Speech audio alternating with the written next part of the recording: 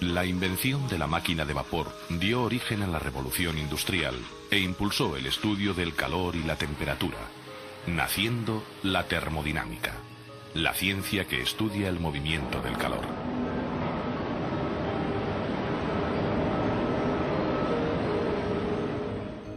La materia no es otra cosa que energía muy concentrada, y la forma de energía más habitual del universo es el calor. La primera ley de la termodinámica dice que la cantidad total de energía del universo siempre es constante y que la energía se transforma fácilmente.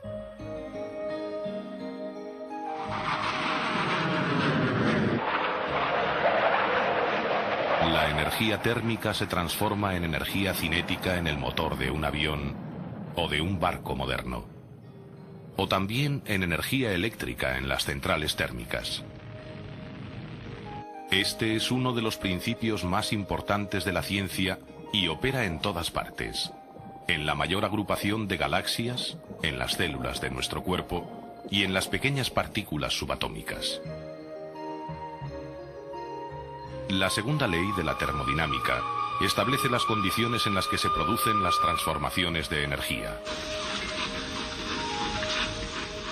Afirma que el calor fluye de forma natural de un cuerpo caliente a otro frío, pero no al revés. La segunda ley también dice que el calor no se puede transformar en trabajo con un 100% de eficiencia. Esto se debe a que en cada transformación parte de la energía se disipa en el ambiente y pierde la capacidad de producir cambios, haciéndose inaprovechable. Las modernas centrales térmicas, por ejemplo, solo pueden aprovechar un tercio de la energía del combustible. El resto se disipa en la atmósfera. La segunda ley de la termodinámica también dice que en un sistema aislado, con el tiempo, va aumentando el desorden. Todos sabemos que es más fácil y más rápido deshacer que hacer, desordenar que ordenar, romper que fabricar. Se necesita menos energía para romper una botella que para fabricarla. En física, el desorden se conoce como entropía y mide la cantidad de energía que se disipa en las continuas transformaciones y que no se puede recuperar. La entropía nunca disminuye y siempre aumenta en cada transformación energética. La vida es un ejemplo de máxima organización de materia, es decir, de mínima entropía. Esto se produce a costa de deshacer la ordenada materia orgánica de los alimentos, y estos, a su vez, fueron fabricados a costa de enormes pérdidas energéticas en el Sol. El calor. Toda la materia, ya sea sólida, líquida o gaseosa, está compuesta de átomos y moléculas. Estas diminutas partículas no están inmóviles, sino que se mueven constantemente con más o menos velocidad y libertad, dependiendo de su estado. Cuando calentamos un objeto, sus partículas se aceleran y el cuerpo aumenta su volumen.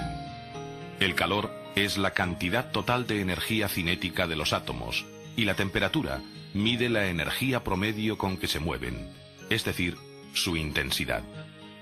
El calor siempre se transmite espontáneamente del cuerpo con mayor temperatura al de menor temperatura, con independencia del calor total de cada cuerpo. Cuando un termómetro se pone en contacto con un cuerpo más caliente, las rápidas partículas de este chocan con las del termómetro, acelerándolas y dilatando el líquido. Fuera de los Estados Unidos, la temperatura se suele medir en grados Celsius o centígrados. En esta escala, el 0 representa el punto de fusión del hielo y el 100 el punto de ebullición del agua. Pero la escala más utilizada por la ciencia es la escala Kelvin, donde 0 grados Kelvin es la temperatura absoluta mínima posible, que equivale a menos 273,15 grados Celsius.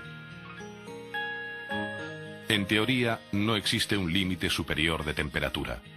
Cuanto más se agiten las partículas, mayor será la temperatura de un cuerpo.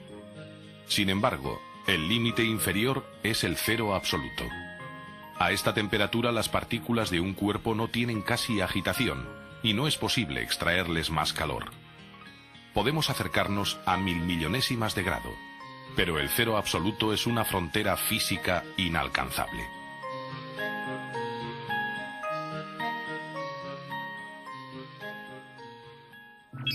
Calor y materia. A nivel del mar, cuando se aplica calor al hielo, este aumenta su temperatura, pero nunca sobrepasa los 0 grados Celsius. A partir de ahí se va transformando en agua. Del mismo modo, el agua no sobrepasa los 100 grados Celsius, ya que a partir de ahí se convierte en vapor.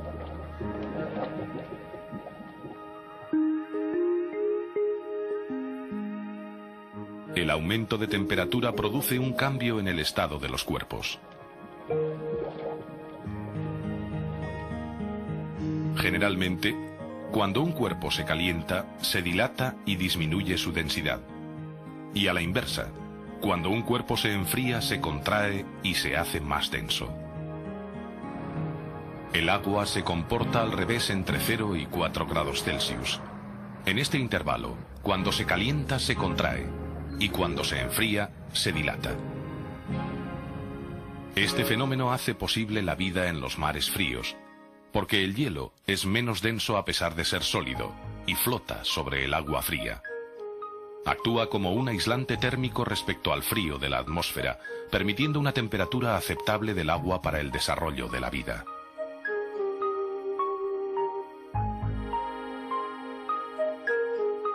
El calor puede propagarse de formas diferentes. En los cuerpos sólidos se suele transmitir por conducción. Si calentamos una barra metálica en un extremo, el calor se extiende hasta el otro extremo, porque las partículas más calientes se agitan más y comunican su movimiento a las partículas vecinas. Los metales son buenos conductores, al contrario que la madera, el plástico o el vidrio. El corcho, la espuma de poliuretano o la lana son malos conductores y por ello se utilizan como aislantes térmicos. En los líquidos y los gases ocurre algo diferente. Si calentamos una cazuela con agua, el líquido que está más cerca del fuego se dilata antes, se hace menos denso y tiende a ascender. Las moléculas menos calientes son más densas y tienden a bajar, creando las llamadas corrientes de convección.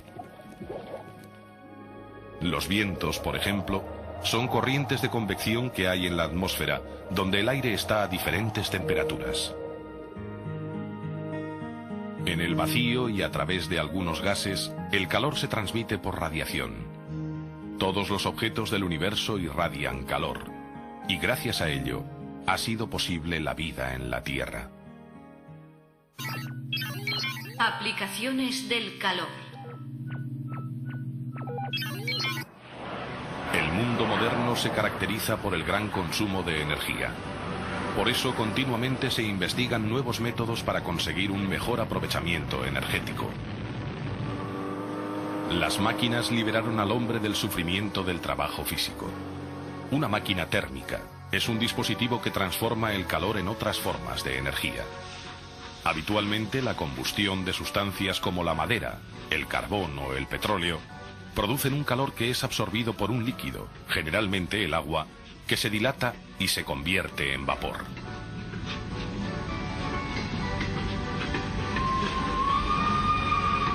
Esta dilatación mueve determinadas piezas de la máquina, es decir, produce trabajo. Cuando el gas se enfría, recupera su volumen original y las piezas vuelven a su posición y el proceso se repite continuamente. Los frigoríficos son máquinas térmicas que funcionan al revés de una máquina térmica tradicional. En los refrigeradores se utiliza un líquido con un punto de ebullición bajo que al expandirse se transforma en gas y se enfría, absorbiendo calor del interior del frigorífico. Este gas expandido se convierte de nuevo en líquido por medio de un condensador y disipa al ambiente el calor que ha absorbido. Un motor mueve este líquido por el interior del refrigerador y el proceso se repite nuevamente. En algunos materiales, cuando la temperatura se acerca al cero absoluto, aparece un fenómeno fascinante. Desaparece por completo la resistencia eléctrica. Es la superconductividad. La meta es descubrir materiales superconductores a temperatura ambiente. Actualmente, la superconductividad se utiliza para fabricar potentes imanes para los aceleradores de partículas, pero en el futuro tendrá muchas aplicaciones. Permitirá ampliar la memoria y la velocidad de los ordenadores. Los trenes funcionarán por levitación magnética, y en medicina, los aparatos de resonancia magnética nuclear tendrán costes bajos. En las instalaciones eléctricas, la superconductividad evitará pérdidas de energía en el transporte y almacenamiento de la electricidad. En el mundo de las partículas subatómicas y en todas las manifestaciones de la naturaleza, se producen cambios energéticos. Tras la aparente sencillez de las leyes de la termodinámica, se esconde la explicación profunda de todos los cambios que tienen lugar en el universo. El siglo XX ha conocido revoluciones científicas como la mecánica cuántica y la teoría de la relatividad. Y sin embargo, después de siglo y medio, las leyes de la termodinámica siguen siendo uno de los pilares fundamentales de la ciencia.